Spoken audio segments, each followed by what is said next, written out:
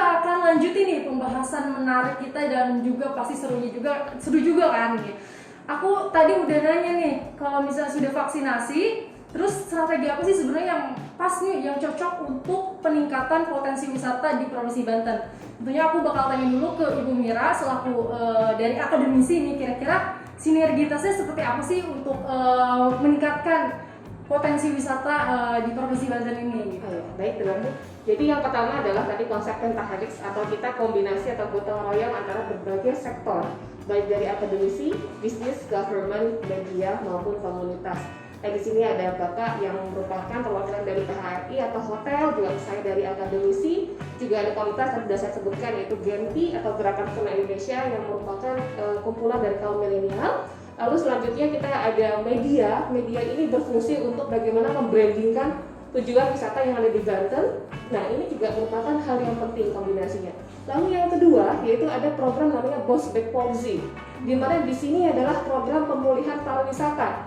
Yang pertama yang kita utamakan di dalam program Bounce Back Policy ini yaitu put people first atau utamakan masyarakat atau utamakan orang.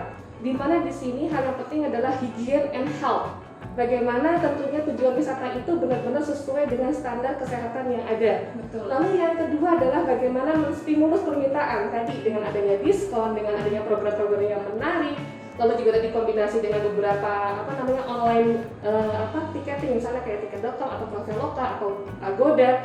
Lalu yang terakhir yaitu bagaimana fokus pada satu destinasi wisata yang merupakan prioritas dari Banten. Betul. Luar biasa menarik sekali ya tentunya.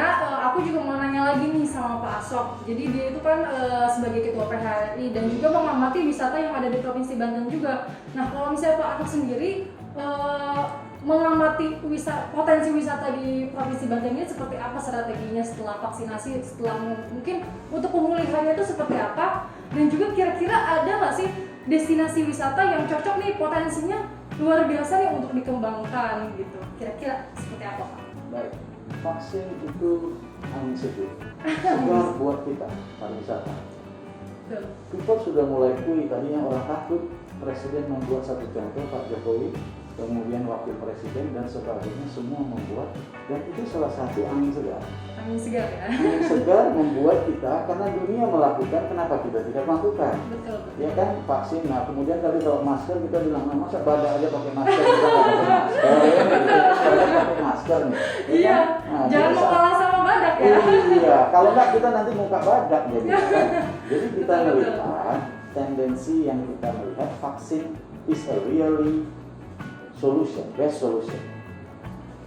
Suka tidak suka, mau tidak, tadi orang tua tidak boleh, usia sekian tak bisa. Kemarin itu saya nggak bisa katanya. Terus akhirnya boleh, ya kan? Akhirnya boleh dan sebagainya. Dan akhirnya kita pakai PHRI dihimpun oleh Pak Haryadi Sukamdhani dan Sahrul Alam telah membuat kita sudah, Banten sendiri sudah 1000 lebih kita mendaftar.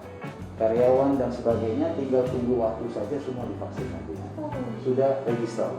Itu di pusat kita lakukan. Kemudian yang tadi Anda tanyakan tentang destinasi yang dijadikan, we have to focus. Banten, strength point-nya mana? Banten lama. Banten lama ya? Itu tidak perlu lagi, itu sudah ada bangunan Belanda, tinggal kita tulis sejarah yang bagus dan kita berterima kasih. Kami berterima kasih sekali dengan Pak Gubernur, Pak WH, Wahidin Halim. Kenapa saat dulu ada wali kota dan bupati tidak bisa, beliau masuk menerobos, membuat itu, mengangkat, akhirnya direvitalisasi. Wah, luar biasa ya berarti. Nah, jadi nama beliau kan Wahidin Halim. Ya. Kita jadikan WH wisata halal. Wisata halal. Wisata halal Betul. kita bikin, kita angkat itu menjadi wisata halal. Kenapa? Nanti di sana kenapa semua harus kita pakai peraturan? Kalau orang haid tak boleh masuk, minuman keras tak boleh. Itu kita bisa bikin karena di situ betul-betul masjid yang ada makan dan sebagainya ada di sebelah sana kelenteng. Tapi kalau kita membuat orang asing itu suka rules and regulation, dia suka prosedur and norm. Kalau kita bikin kemudian himpunan pramuwisata mulai memandu dengan baik di sana. Nah kemudian kita bikin kayak di Jogja, Kan itu di Kusutan Ponggawa berdiri, kita taruh orang Banten berdiri di situ, jaga pintunya dan sebagainya, kan Betul. atraktif. Iya. Something is different. Makanya saya sudah bilang juga kepada Pak Dinas, ini exciting Banten terlalu tinggi judulnya. Diganti aja, diganti yang bisa sesuai mengangkat. Kalau exciting itu di atas excellent. Betul. Udah exciting ini berarti kamu tidak ada lagi, kamu datang semua exciting, nggak bisa lihat satu kekurangan. Jadi saran kami, Banten Lama itu menjadi strength point, ya kan? Strength pointnya dia mengangkat, menjadikan ini sehingga orang kalau datang di sana dari Serang bisa jual paket, dari Pandeglang bisa jual paket, dari Lebak bisa jual paket, dari Anyer bisa jual paket. Jadi apa? Length of stay-nya panjang kan? Betul. Setiap orang diwajibkan untuk harus datang ke Banten Lama. Jadi nilai estetika apa yang dibuat oleh Gubernur Banten ini Pak WH Wahidin Alim, nanti dipinjam Pak nama Bapak, bukan Wahidin Alim tapi wisata halal. Wisata halal, Pak. Iya.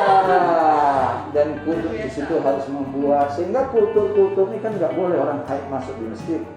Kita harus bikin. Kayak di Cirebon juga ada kan? Nggak boleh ditulis, kita pakai pamflet ditulis. Nah, harapan kita dengan melaksanakan demikian sehingga orang tahu kalau Banten jangan terlalu banyak favorit. Satu saja, yang lain mengikuti. Ya kan? Itu tinggal sedikit, tinggal ini apa namanya? Dari online ini membuat satu digitalisasi yang cukup baik, mengemas.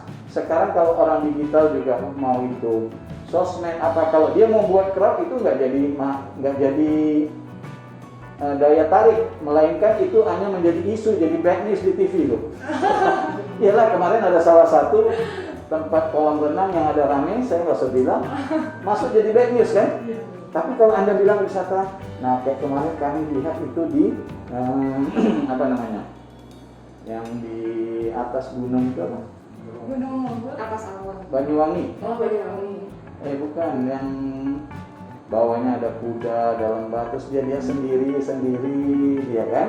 Nah di situ kelihatannya benar-benar mereka membuat satu terobosan penjualan bagus. Jadi Banten Lama kita bisa bikin luas, orang masuk bisa berjarak, orang sholatnya berjarak dan dilakukan. Kemudian kapan ada event, coba lihat malam hari itu indah sekali.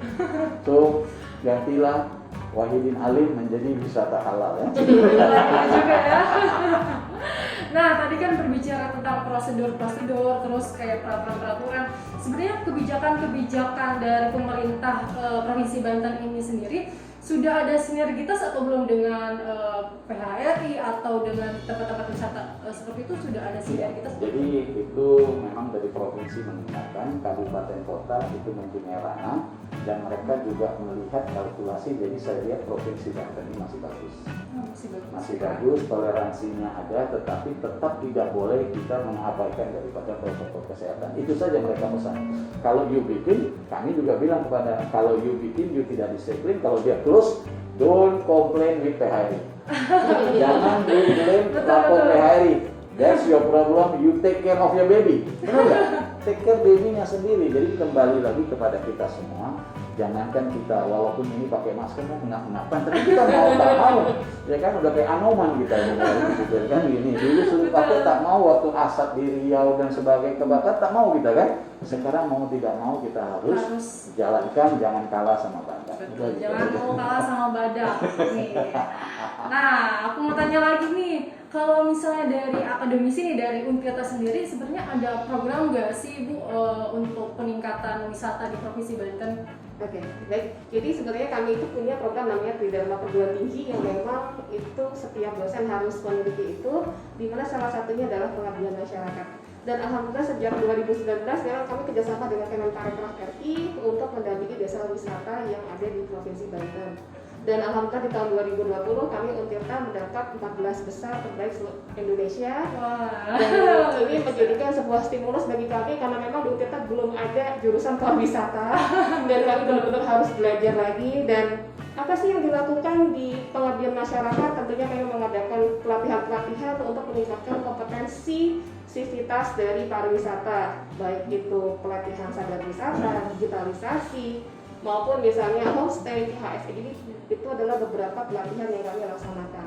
Nah, ternyata di lapangan terdapat sekali banyak tantangan. terutama adalah bagaimana menyadarkan masyarakat akan sadar wisata. Karena gini, kalau kita ingat Banten, apa sih yang tadi benar dalam arti ketika ingat Banten, apa sih yang brandingnya? Satu, history. Makanya tadi Bapak bilang bahwa kata yang paling penting itu adalah Kesultanan Banten. Tetapi ketika ke Banten, gimana kebersihannya? That's the biggest question. Betul. Nah, berarti selain apa namanya tadi dari apa namanya ada program-program dari Untirta juga gitu ya, dari adanya pembinaan juga ya desa wisata. Nah, itu juga salah satu strategi juga ya untuk kita sama-sama sinergitas antar akademisi, terus pemerintah dan juga masyarakat untuk saling bersama-sama membangun wisata ini gitu ya.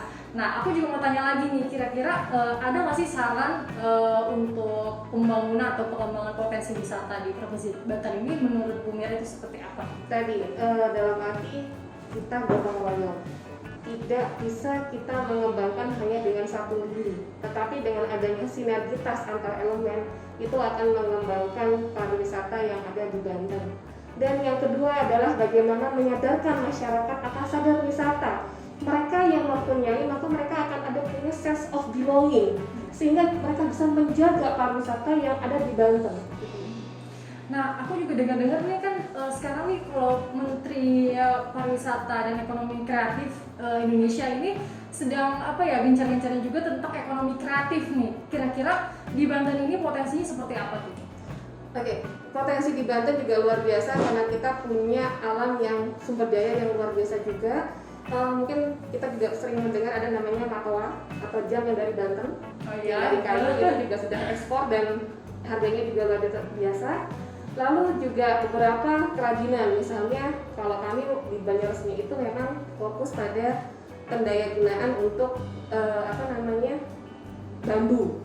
Iya. Ya, bagaimana menjadikan bambu itu menjadi industri kreatif, dan yang kemarin juga kami memang ada namanya emping atau melinjung. Oh iya. Jadi kita kemarin ada namanya mau buat satu produk namanya kutang. Apa Kutang itu apa? Kulit tangkil. Oh, kulit tangkil ya. Ya, itu merupakan salah satu produk unggulan yang ada di Banjarmasin. Luar biasa, berarti potensinya juga bukan cuma di destinasi wisatanya aja ya teman-teman, jadi ada juga di sektor ekonomi kreatifnya juga. Nah, aku juga mau tanya lagi nih, kalau dari Pak Ashok nih melihat potensi ini, itu kira-kira saran untuk kedepannya itu seperti apa sih untuk potensinya? Apa sih sebenarnya yang harus dikembangin, apa yang harus dikurangin mungkin gitu? Kira-kira apa sih Pak? Ya, kalau kita melihat kan, itu sebenarnya di kementerian itu sudah ada BAS namanya. Oh, BAS apa tuh Pak? Branding, Advertising, Selling. Oh ya. Kalau di saat selling kita kurang, kita harus melakukan branding dan advertising yang cukup baik. Kenapa? Sambil dia bisa datang nanti, ya kan? Jadi point of sales-nya masuk nanti. Jadi branding sekarang itu harus banyak melakukan branding, jangan kita berhenti. Kenapa itu? Saya bisa bilang itu Coca-Cola ya, hebat dia itu. Atau di udara dia itu diet, free diet, nggak perlu sampai ke udara kita. Tetapi apa? Mindset. Begitu juga Aqua. Kalau you berhenti di lampu merah, you tidak akan tanya beli fit dong, beli apa tadi? Aqua. Karena sudah tertanam, dia bikin satu yang gonggong suara ini dan sebagainya. Jadi it's a must. It's a time untuk government, they have to do the thing. Saat industri ini, government yang harus dibikin yang seperti hari ini dilakukan oleh Dinas Pariwisata, ya kan? Bersama dengan online Anda ini kan, benar ya? Digitalisasinya ini. Nah, ini merupakan salah satu pertanda untuk semua yang akan menjadi oleh. Sehingga kenapa kita harus lihat bukan industri aja, multiplier effect.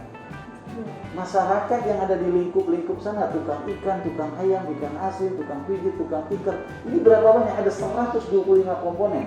Tukang ayam yang tadinya rapat banyak, ayam yang tadi beli sekian ekor, kalau dikali semua. Nah, ini kembali. Jadi jangan kita hanya berpikir bisnis, tetapi kita pikir dua sisi yang mata rantai itu akan ketemu. Jadi makanya kalau di orang Hindu itu di Bali Trihita Karana, kalau di Muslim itu kan Abul Halal Wal Nas. Ya kan, hubungan manusia dengan alam, manusia dengan Tuhan, dan manusia dengan people ya. Nah itu ceritakan itu harus kita jalankan. Barulah itu menjadi satu development of sustainable tourism, pariwisata yang berkesinambungan. Kalau dia berkesinambungan, berarti kita sudah pada era mencapai cari uang, cari kesehatan, dan masyarakat. Ini yang kita harus pikir. Layer bawah ini, kalau enggak, itu bisa chaos loh. Ya dong? Iya. Kalau itu nggak bisa kompromi. Betul. Kalau pengusaha masih bisa jaga, masih bisa menahan, masih bisa jual aset, dia mau jual apa nanti? Ya kan? Gak ada Makanya yang yang paling penting itu wisata halal dijalankan, Banten Lama dijadi fokuskan sehingga orang bisa length of stay. Jadi setiap hotel kami bisa wajibkan nanti, setiap hotel harus buat paket datang ke Banten Lama, itu enggak? Orang dari luar datang semua. Ya kan, waktu kita ada langit apa? Atas langit itu di Lebak itu. Negeri Awan di atas awan. Langit. Itu kayak mana orang nggak datang gara-gara medsos itu kan? Betul, viral ya. Iya, jadi medsos itu tidak bisa ditinggalkan. Dia orang adalah kanal lain Anda ini betul-betul, channel lain ini harus betul-betul membuat menerobos dan Anda harus ikutin semuanya. Kalau bisa dimulai diambil satu Banten Lama, nanti kalau kita mau presentasi dengan gubernur, kita presentasikan sehingga itu kita putuskan di sektor. Dari sisi akademi sudah melihat dan mereka juga menguasai. Nah semua, kalau ini sudah kita combine, kita kuat, kita akan menjadi betul-betul Banten menjadi turis destination yang jadi harus bersama-sama ya, sinergitas antar semua pihak gitu ya. Oke, sangat menarik sekali tentunya pembahasan kali ini. Dan tentunya banyak sekali informasi yang didapat dari Ibu Mira dan juga Pak Ashok, luar biasa sekali. Aku mau tanya nih, kira-kira untuk closing statement ya mungkin ya, bisa dari Ibu Mira dulu, kira-kira seperti apa tentang kita. Ya. Oke, closing statement yang pertama adalah tetap positif bahwa pandemi akan berakhir dan tentunya pandemi ini dapat meningkatkan inovasi kita dan kita harus bersama-sama untuk mengatasi pandemi ini sehingga kita bisa survive kembali.